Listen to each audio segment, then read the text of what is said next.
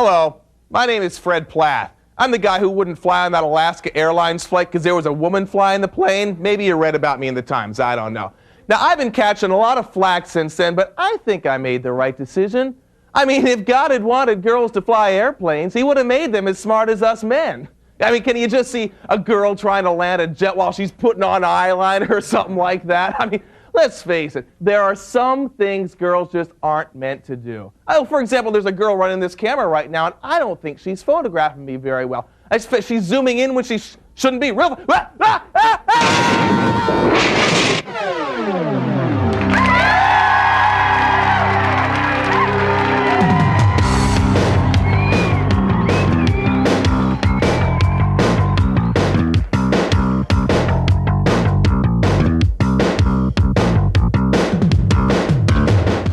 This is Almost Live, and if you're like most viewers, you probably tune in each week just to hear me, the opening announcer, and then following my performance, you turn the station. But tonight, stick around for the entire show, because near the end, I'll be doing my Pagliacci Pizza promotional consideration announcement. Until then, here he is. John, John, John, John, John, John, John, John.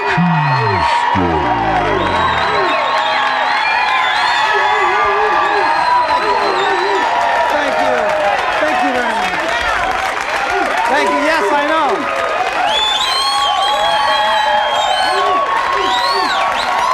Thank you.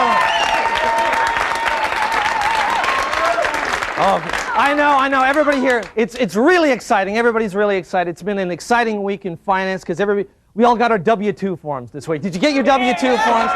Isn't that great? Isn't that fun, you know? I got one from Taco Bell, you know, and I forgot about those 2 weeks last summer that I worked there, but it's nice little reminder. Other things in finance, money this week, they raised the price of stamps this week to 29 cents. Now, how stupid is it? No, yeah, exactly. How stupid is that? You know, we had this brief moment in the country when you could figure out your postage. 4 letters, $1, right? You know, now, I don't know. I would have rather they raised it to $1. 2 letters, $2. Now it's two letters is 57, 8, 7. I don't know what it is. You know, who can figure that out? Raise it to $2, $5. I don't care. Make it even. One thing, I know that Bill Gates isn't worried about the price of stamps these days. You know, I'm pretty sure about that. You may have seen the front page of the Times a few days ago. People see this? Yeah, we're getting some validation from the audience here. That's good. I like that. Audience participation. That's good. Seems that Bill Gates is now worth $4 billion. $4 billion. But he can't buy love. He can't buy love. He can't. He can rent a lot of sex, but he can't buy love. $4 billion. The Times tried to put that in perspective. You may have read this. They said, this is true, they said his personal wealth is equal to the gross national product of Bolivia. Now, they didn't say whether they were counting the cocaine money in that, calculation. I don't know. But I think that my personal fortune, I think for my whole life, will probably come to close to, the gross national product of Chehalis. I guess, I think. But $4 billion this guy has. Do you realize that counting to 4 billion by 1 takes about as long as that first shot of the Enterprise in that first Star Trek movie? It's that long. That's that long. Got to laugh, Bob. All right. That's good.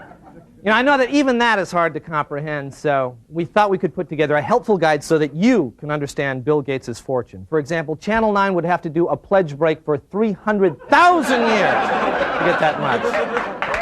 With that money, you could buy 7 million Hyundais with that money. Or pay for the yearly maintenance cost of a Fiat. Yes.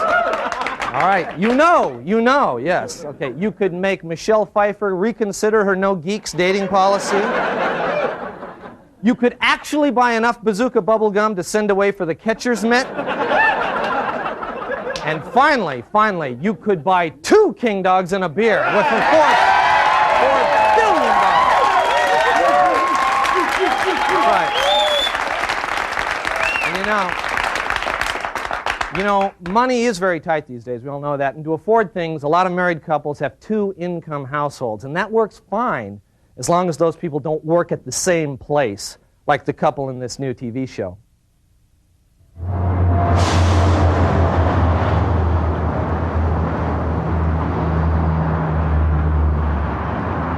Were you looking at that girl? No. No, I'm looking for suspects. How dumb do you think I am? No, I was looking for a suspect. Married with Badges.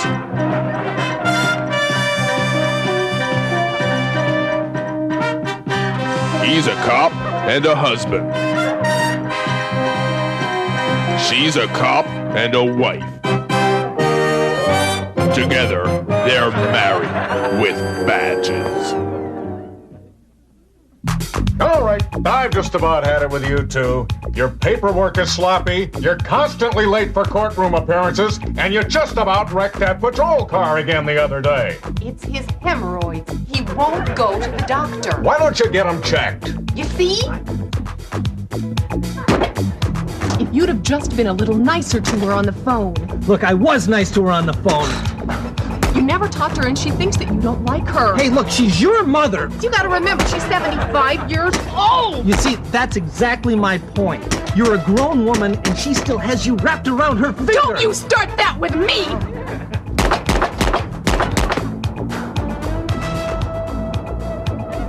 You got it. Yeah. Honey, have you seen my hollow point bullets? In the top drawer in the kitchen, Oh, yeah. where they always are.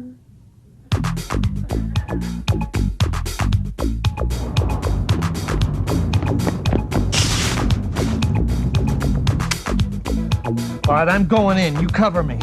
No, What do you mean, no? not unless you apologize. I was just joking. Well, yeah, I don't think it's a joking matter. Look, it just came out. I didn't mean anything by it. You know I am sensitive about that. I'm sorry. You mean it? Yeah. Really? Yeah. Okay. Okay, now you want to cover me? Okay. All right. Okay. All right. Come on. You look fine. Let's go. Just a second. You look fine. Come on. I need to fill this in. They're robbing the bank. It's not like we're going to meet the Queen. You look fine. Just hang on. Look, Muldoon and Creech are pinned down. They need a backup. Come on. Oh, no. No. I mean, if you want to read them as rights, No, go ahead. no. Read 'em. I mean, you seem to be the expert on the Miranda rights. Okay, let's have this out right now. I mean, you always start this. I don't see what the big deal is about all this. You know, it never occurs to you that maybe I would like to read some of their rights. I don't understand What is why it? You think I can't do it? No, I know you can do it. I know because I taught you. I taught you Oh, the you did Miranda not? rights. I taught you the Miranda rights. When? It was 3 years ago. You remember that weekend When? at the Salish Lodge? 3 years ago. Remember we spent that weekend? Remember that? Yeah. See now, I don't know why. Why do we keep fighting? You know, that was so nice, you know, and it seems like, you know, we need to, we need to spend more, we gotta get that room again. We need to spend more time together.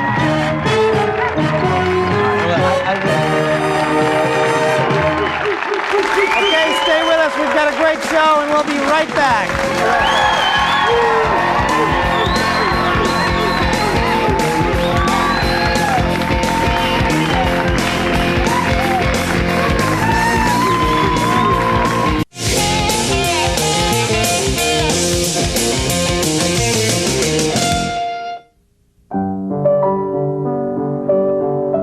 Kirsten, it's Dave. I just wanted to wish you Happy Valentine's Day. I know you think I'm a dweeb, but I just wanted to read this to you. It's important to me that you know you are free, because I never want to make you change for me. It's from a song. And even though I never met Todd Rundgren, I feel that we are connected spiritually, just like you and me. Call me when you and that guy get back from Hawaii.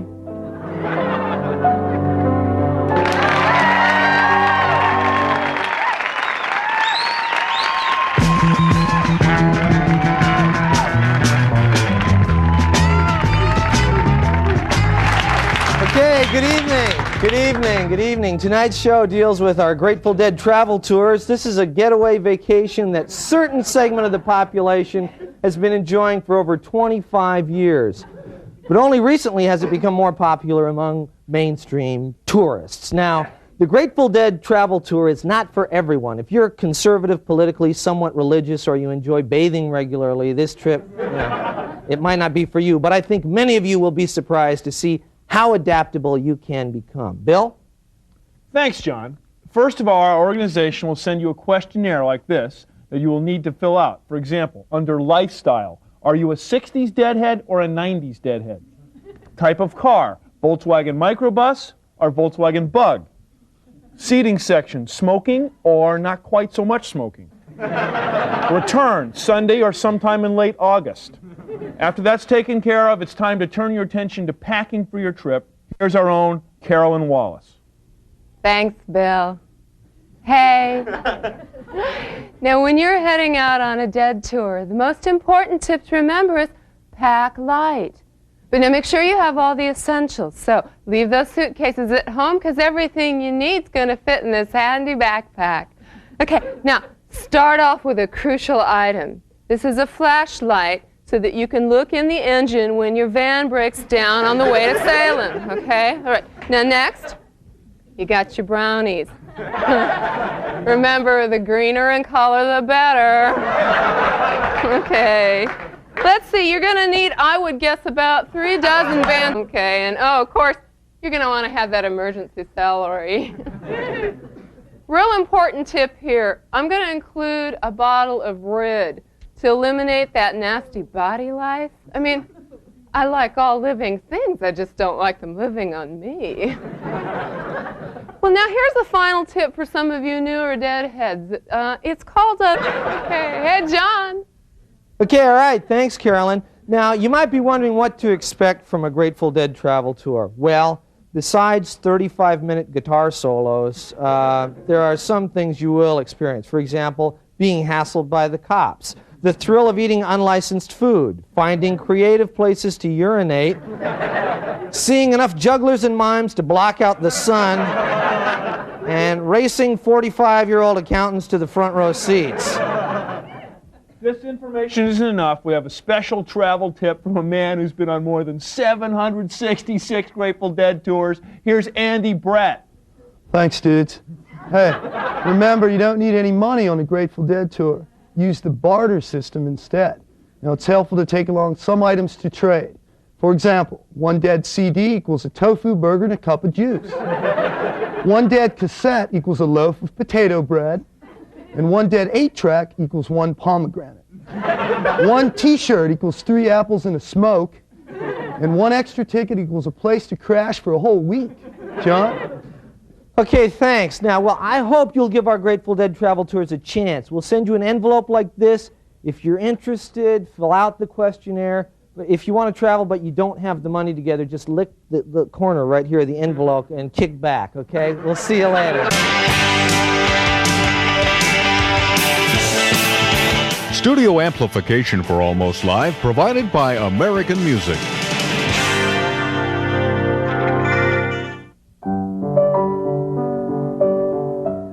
Hi, my name is Lisa, and I want to wish Doug Bradshaw of Federal Way a terrific Valentine's Day.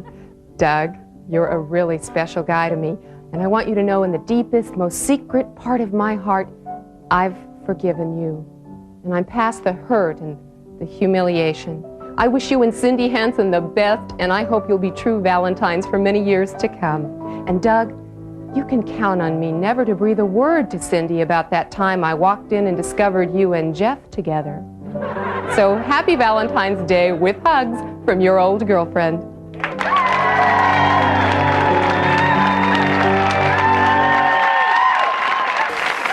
They're the people who really run this country. Hey, you guys, I got this great accounts receivable joke. See, there's a secretary. You work with them every day. Great memo, Mr. Deppa.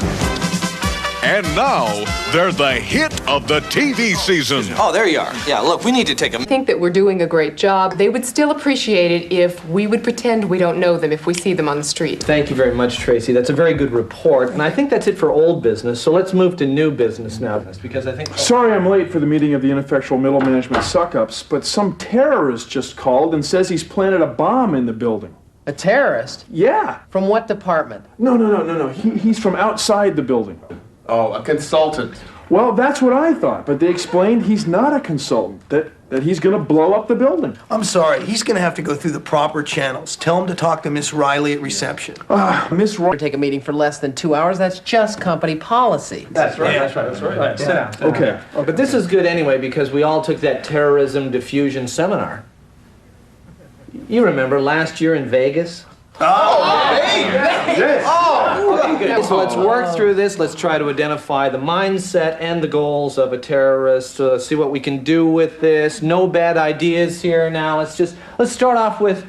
Let's just start with. What do we know about a terrorist? What do we know? Remember, he is more afraid of you than you are of him. I believe you're thinking about tigers there, Bob. Oh, that's right. They're people just like us, only instead of using interpersonal skills, they use explosives. Okay, great. People like us. People. Let's put that down. People. Anybody else? They usually have type A driver personalities. Good, that's right. Type A driver personalities. That's right. They're very motivated. Right, they're just like those people in sales, only they don't have really nice cars. That's true. Right. And what's the goal? What's their goal? To blow up the building. Right. Blow up the building. Now, a lot of times people would think of that as a negative, as a setback. But let's mirror that. Let's think about what are the good things about having the building blow up? Less overhead. Less overhead. Oh, much less. Good. Anybody else?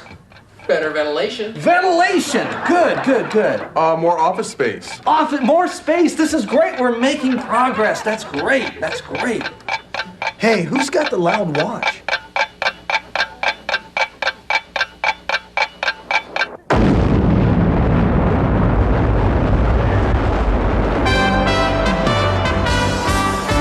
Next week on the ineffectual middle management suck-ups. Anybody seen my file of facts? Honey, I'm gonna be a little late tonight. We're gonna have to change our 3 o'clock. Yeah. Found a keyboard. We're in business.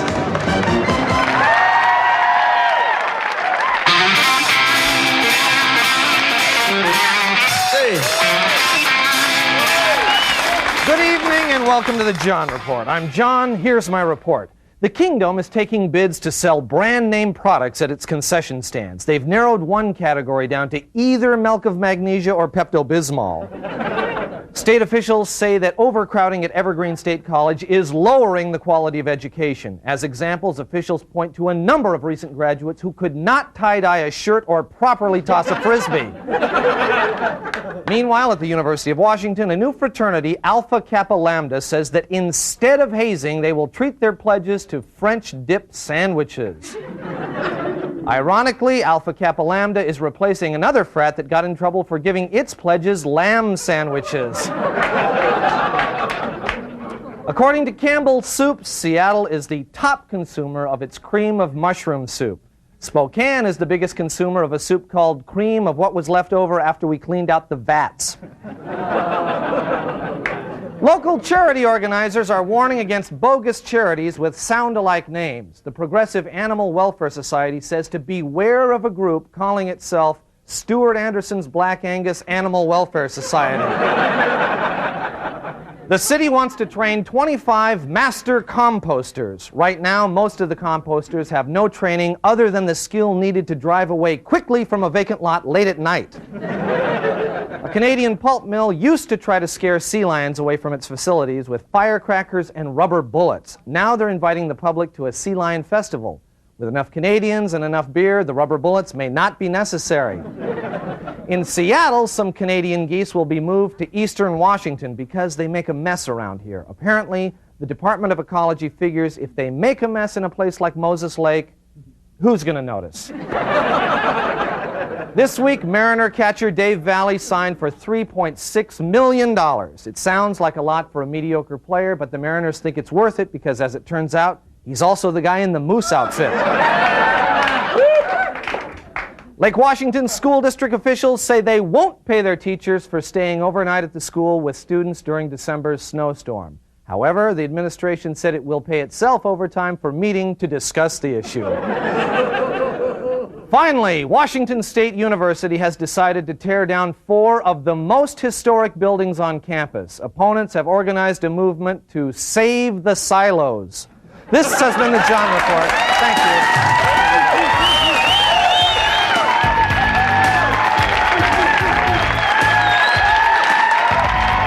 Hey, my name's Troy, and I want to send a special Valentine's wish to that bitch in blonde I met at Kachina last Saturday night. You're wearing that pink sweater and you drank strawberry margaritas. I don't remember your name exactly, but I think I really liked you. Anyway, I'll be at the firehouse tonight, and I hope you come by because I'd like to get to know you a little bit better and tell you some things that the clinic said you really ought to know. So be my Valentine, babe. Check you later. Well, that's all the time we have.